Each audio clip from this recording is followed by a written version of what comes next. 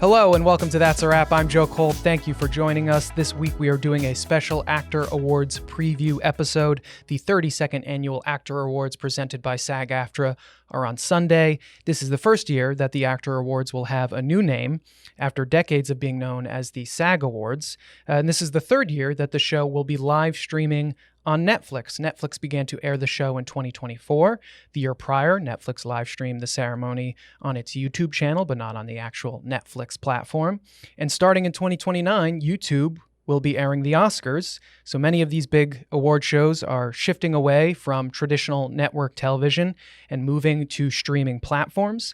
Today, I will be joined by owner and editor-in-chief for the Entertainment Awards website Next Best Picture, Matt Neglia. We are going to go through the motion picture categories at the Actor Awards, excluding Outstanding Action Performance by a Stunt Ensemble. We will share our predictions for who will win in each category and highlight some of the other notable storylines surrounding this award season. So let's now bring in Matt Neglia. Matt, thank you for joining us again. Really appreciate it. Happy to be here. Thank you so much. Yeah, so as I said, I appreciate you being a part of our special Actor Awards preview episode. We are going to start with the two actor in a supporting role categories. First, Outstanding Performance by a Female Actor in a Supporting Role. The nominees are Odessa Azion for Marty Supreme, Ariana Grande for Wicked for Good, Amy Madigan for Weapons, Wunmi Mosaku for Sinners, and Teyana Taylor for One Battle After Another.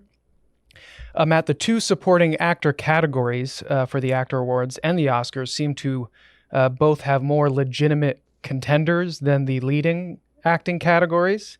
Amy Madigan won the Critics' Choice Award, Teyana Taylor won at the Golden Globes, and Wunmi Mosaku won this past Sunday at the British Academy Film Awards. Are you predicting one of these three as the winner at the Actor Awards on Sunday? I am, yes. And you are correct. The supporting categories for both supporting actress and supporting actor are insanely difficult for the Actor Awards this Sunday. Yeah. I am going with Teyana Taylor for One Battle After Another. And this is after a lot of back and forth where I do believe Amy Madigan has a shot with Weapons. I also believe Wunmi Mosaku has a shot with Sinners. And it could go to either one of them, and I would not be surprised. Yeah, so after Amy Madigan won at the Critics' Choice Awards, it seemed like she became the front runner in this category amongst many awards pundits. However, she's lost some momentum after not winning at the Globes or the BAFTAs. Is there any chance you could see her gaining back some momentum and maybe having a surprise win in this category on Sunday?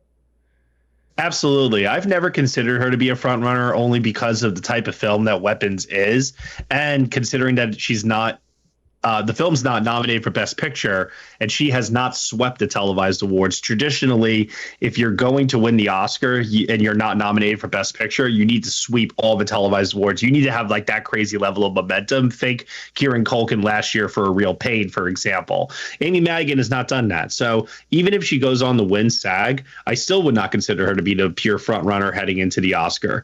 So And forgive me, I just said SAG. I'm still getting used to the whole SAG actor interchangeable. Yeah. But that is why I'm going with Teyana Taylor. One Battle After Another has more actor awards than any film in history. And I do believe it needs to win a acting prize. And it could win more than a single acting prize. It could win multiple.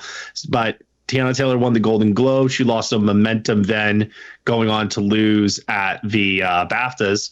But I do believe that this is where she would rebound. Yeah, so you may have just kind of given me a bit of your answer to this next question I'm going to ask. Zion and Grande are not nominated at the Oscars.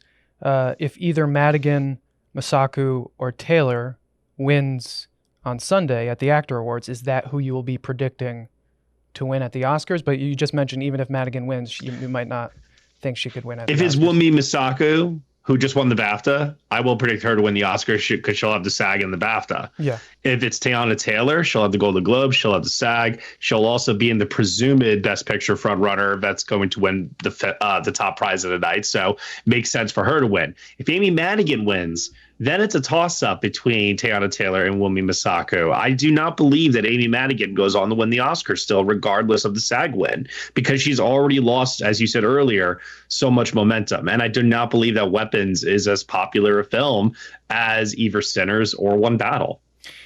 Yeah, that's interesting. So, but one last question about this category. Prior to Wicked for Good being released, many awards pundits considered Ariana Grande as the frontrunner to win Best Supporting Actress at the Oscars. She ended up not even being nominated at the Oscars, although, as I mentioned, she's one of the nominees in this category at the Actor Awards. Do you see any path for her winning on Sunday at the Actor Awards? No. Yeah.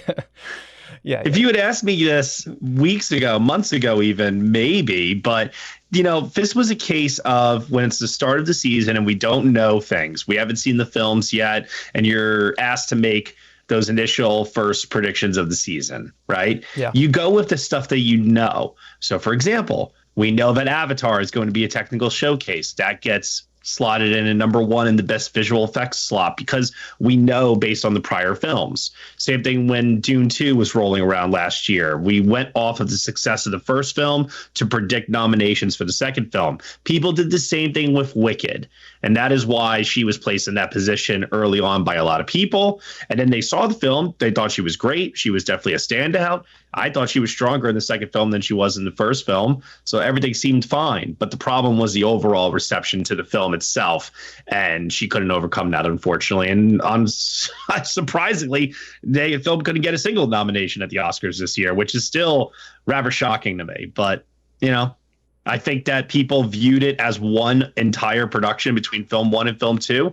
And film one got all those nominations. And maybe they see it as all part of one giant film, and they decided not to dip their toes again this year. Who knows?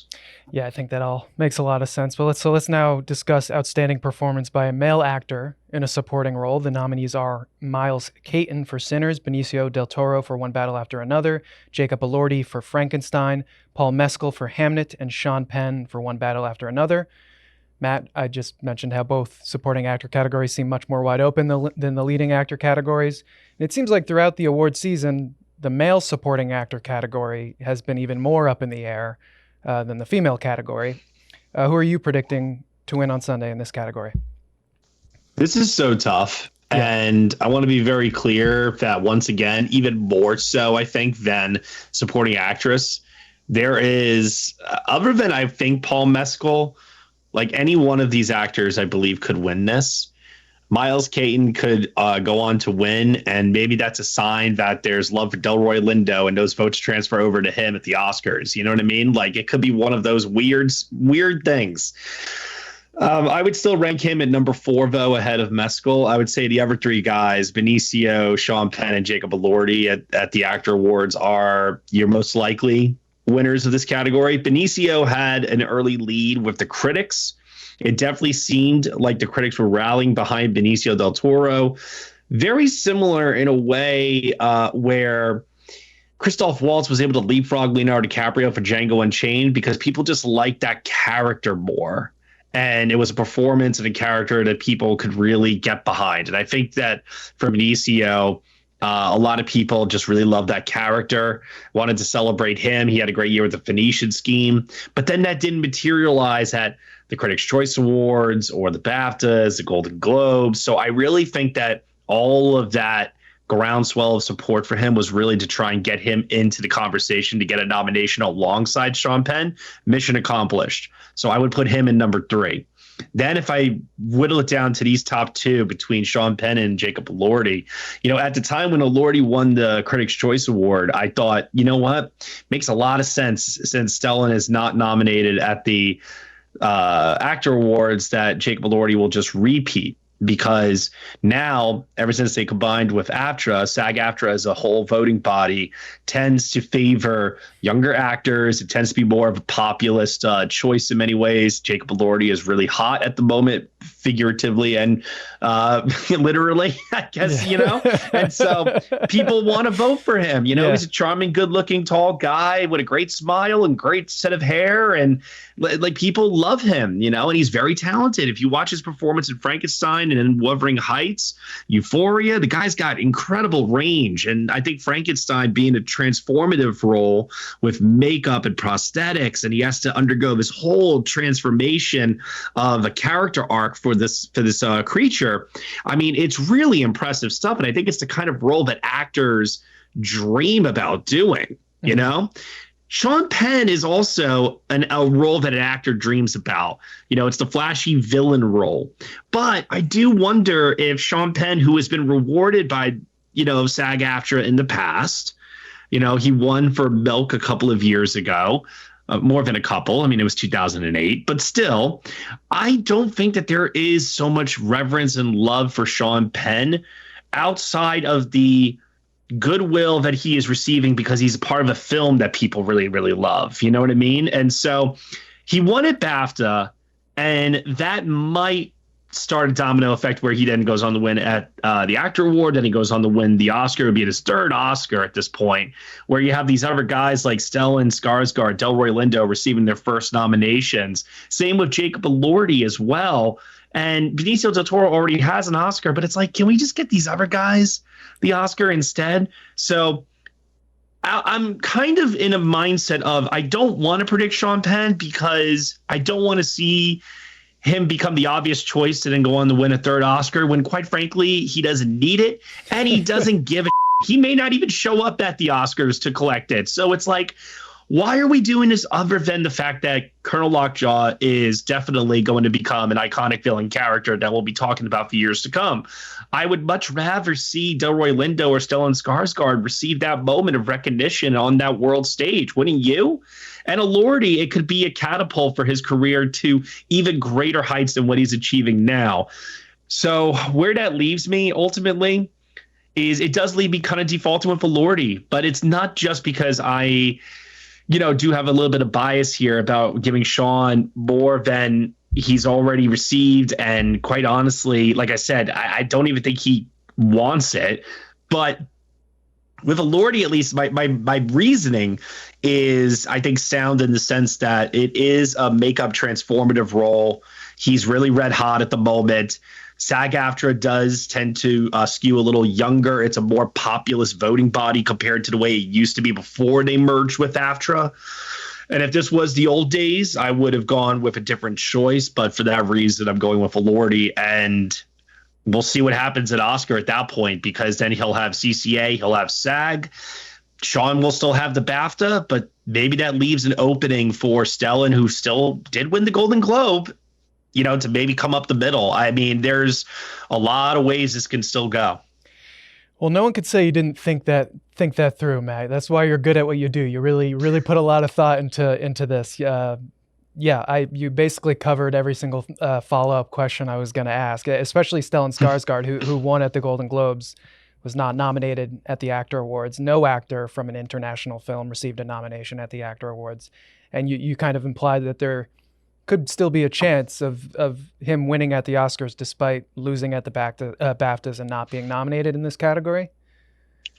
Yeah, I mean, Regina King did it a couple of years ago where she was nominated, but she didn't go on to win. Or maybe she wasn't nominated. She wasn't nominated? I don't remember, but I know she definitely did not win the Actor Award or the BAFTA Award for If Beale Street Could Talk. She won the Critics' Choice and the Golden Globe. And so I'm hoping that maybe there's an opening still for Stellan in that regard with sentimental value. But if there isn't, then that leaves the door open still for Delroy Lindo to shock everyone and surprise and be the first acting winner since Marcia Gay Harden, who didn't get nominated at the Critics' Choice Award, the Golden Globe, the Screen Actors Guild, or the BAFTA Awards and still go on to win the Oscar. That would be really cool. And honestly, I would be all for it.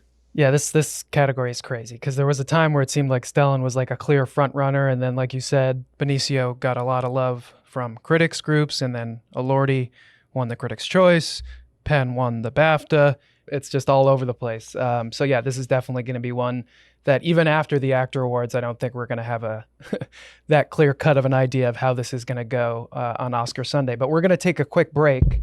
When we come back, Matt and I will discuss male and female actor in a leading role. We'll be right back.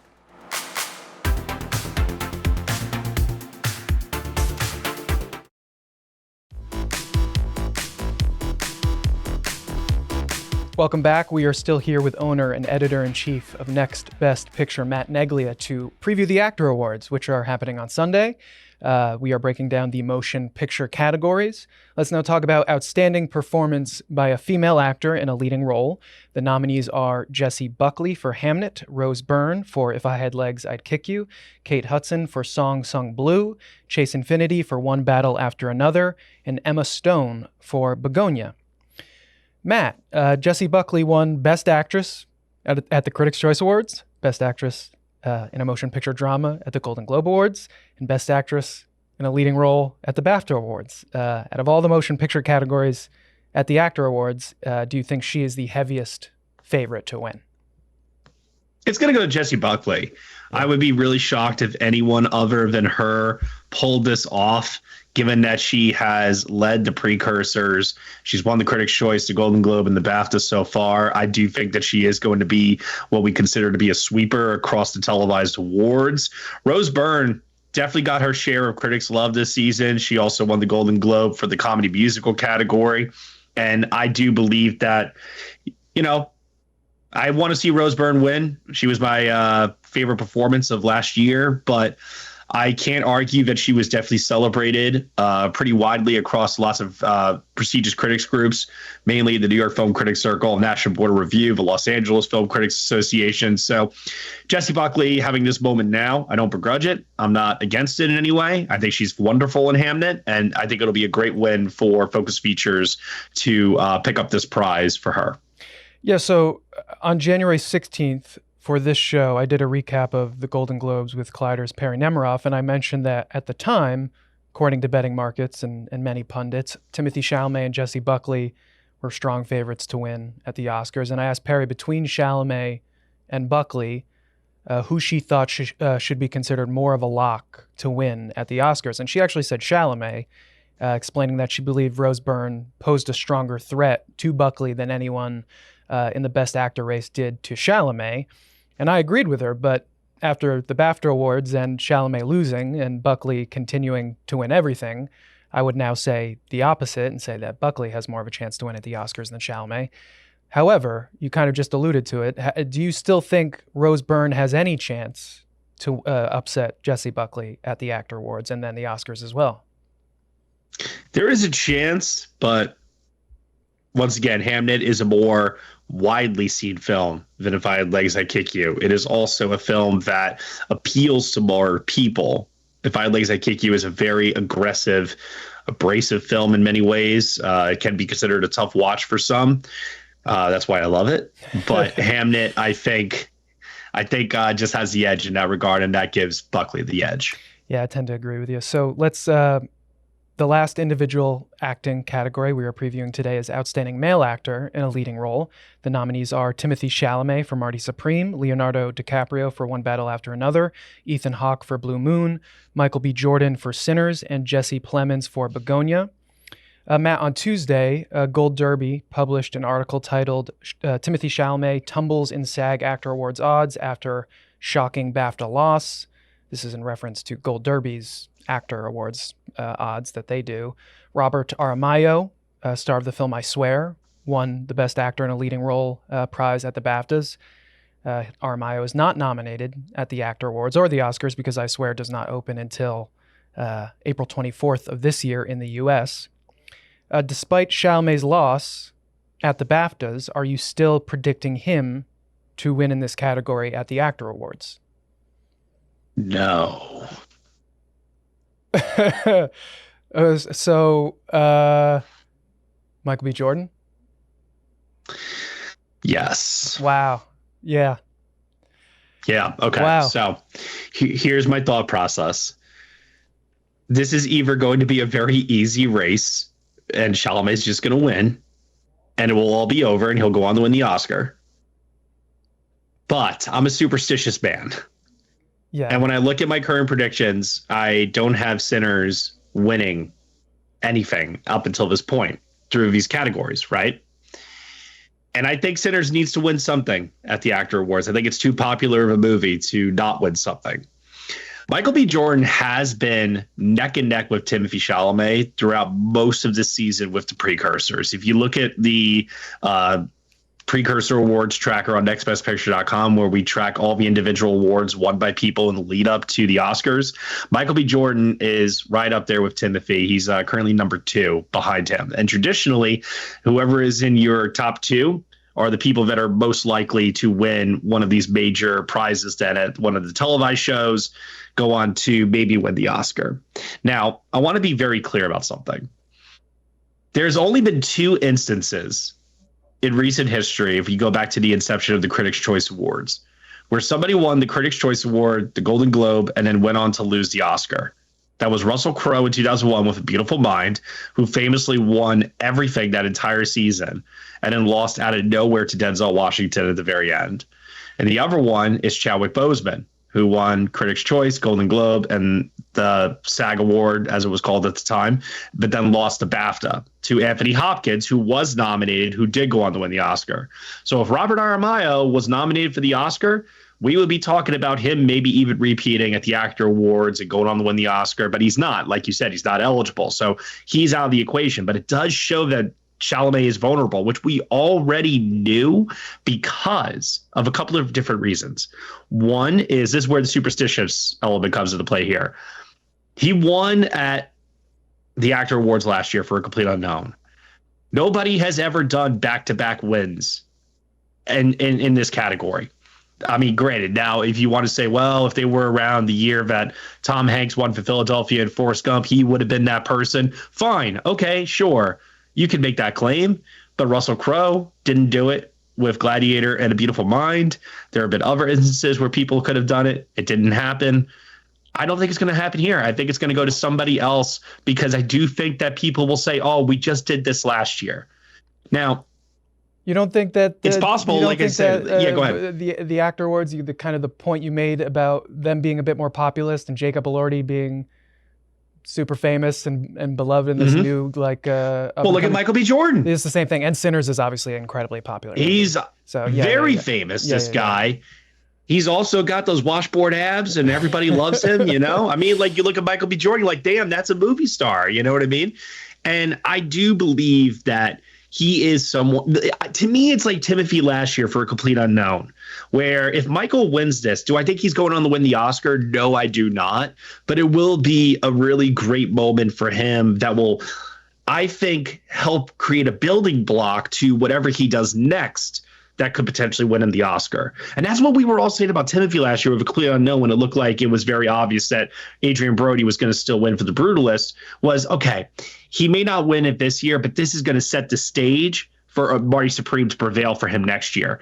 Now, I'm kind of going with that idea here for Michael. And then I'm also leaving room the possibility of what if DiCaprio really does just come up here because they just love One Battle so much. Yeah, I was just going to ask you, throughout the award season, it seemed like Chalamet and DiCaprio were kind of the two front runners for Best Actor. DiCaprio has not secured many wins so far. The only award he's won is from the National Board of Review.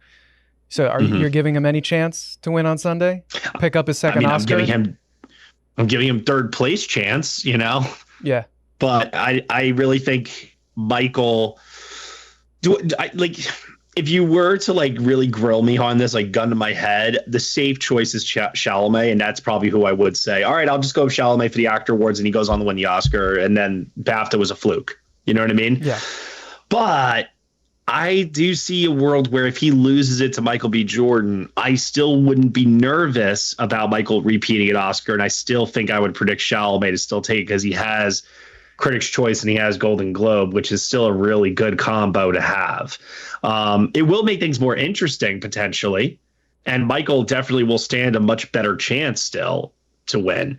I think that will definitely make things more fun. I mean, if Ethan Hawke won at the Actor Awards, it would be fun to speculate, at that point, because I mean, here's the thing. I think if it was the old, once again, before the merger, I think Ethan Hawke would actually be winning, in my opinion. To me, that's Philip Seymour Hoffman and Capote. That's Forrest Whitaker in The Last King of Scotland. That's that transformational performance that you don't need to be a Best Picture nominee, even though Capote was one. But still, you get my point here. Yeah. You could still like ride that wave. I mean, for a while, Variety's chief awards editor Clayton Davis has been predicting Ethan Hawke to win the Oscar, and he's still, I was too for a long time. I really was. I really thought Ethan was going to do it this year. I thought it was his time. I think he's got so much respect within the community, but to me, I really needed to see him win something else. I needed to see him win Critics' Choice or the Globe, where Blue Moon was nominated for their Best Picture award for comedy musical. He probably could have stood a good chance there. Didn't get it. Maybe the shout out from Robert Aramayo at the BAFTA Awards helped some late actor voters to say, oh, you know what? Ethan Hawke is pretty great. I'm going to vote for him. But even still, if he were to win, the stats still favor Chalamet because he's in a film that's nominated for Best Picture and Ethan Hawke is not. Unless if you really believe that most Academy voters are sticking by the rule, which is now they need to watch all the nominated films in order to vote on a category. It's an honor system, though. They can easily say, yeah, I've watched all the nominated films, and then they haven't. You know what I mean? Now, does that make a difference this year? Does that break some stats that we've held true to for all these years where we say, well, if your film is nominated for Best Picture, more Academy voters are going to have seen your film, thus giving you better odds to win? I don't think that that's going to make that much of a difference, So I still would favor Chalamet over Hawke, even if Hawke won. If Michael B. Jordan wins, I still would favor Chalamet. There's not much that could get me to move off of Chalamet. Leo, though, maybe. If Leo wins, and I say this because, if One Battle, which I do think is going to win Best Picture, it's like Mikey Madison last year with Honora, like the Best Picture winner. I'm not saying it needs an acting prize, but when it looks like it could have an acting prize, that increases the odds. So there's a lot that could still happen here. Yeah. And I'm leaving all doors open unless if Chalamet wins. If Chalamet wins, it's over. Yeah. Yeah, this category is suddenly become very interesting. You even got Wagner Moura, who did not get nominated for the actor awards. We didn't mention Wagner. Yeah, he did not get nominated. He won the Golden Globe. He's still in play. Yeah, and like I said, no actor from an international film was nominated at the actor awards, but at least Stellan was nominated for BAFTA. Yeah. Unfortunately, Wagner wasn't. That's why I would give, even in that comparison, Stellan more of an edge in his category than I would Wagner here. That's probably why I didn't mention him. But yeah, he's still in play. Yeah. That's still a possibility. It's going to be very interesting to see what happens on Sunday. But we're going to take another break. When we come back, Matt and I will break down the outstanding performance by a cast in a motion picture category. Stay with us.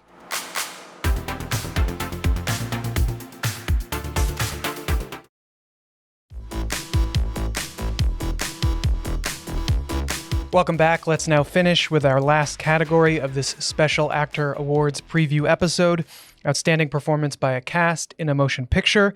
The nominees are Frankenstein, Hamnet, Marty Supreme, One Battle After Another, and Sinners.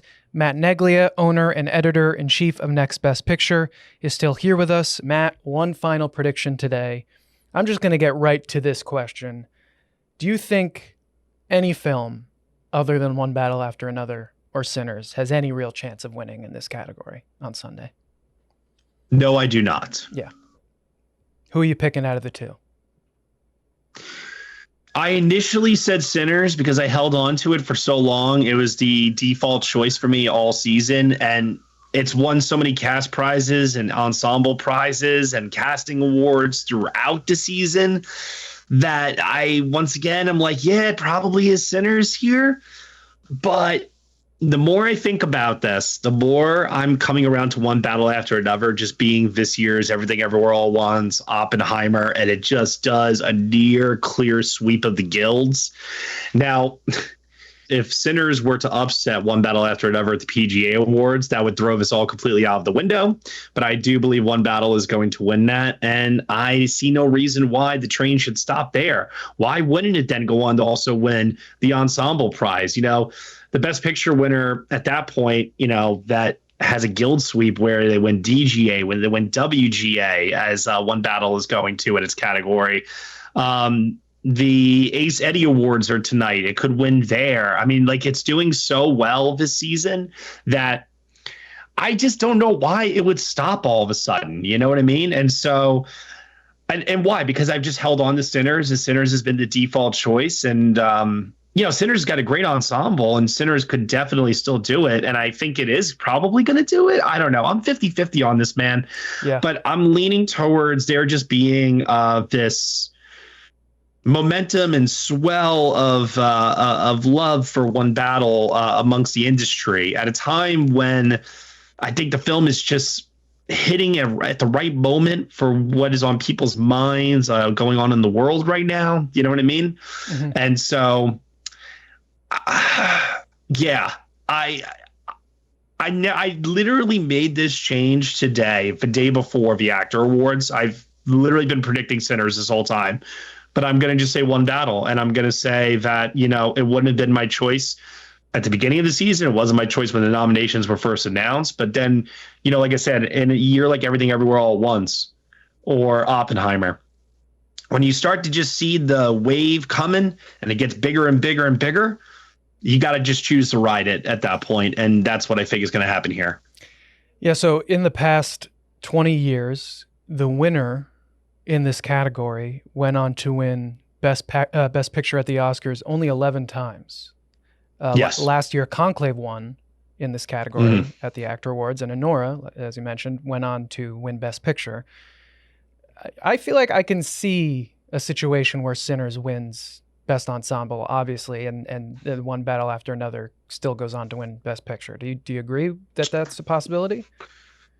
If One Battle After Another wins the PGA, then yes. But if Sinners wins the PGA and then it wins the Actor Award for Ensemble as well, then we got a lot more to talk about. Yeah.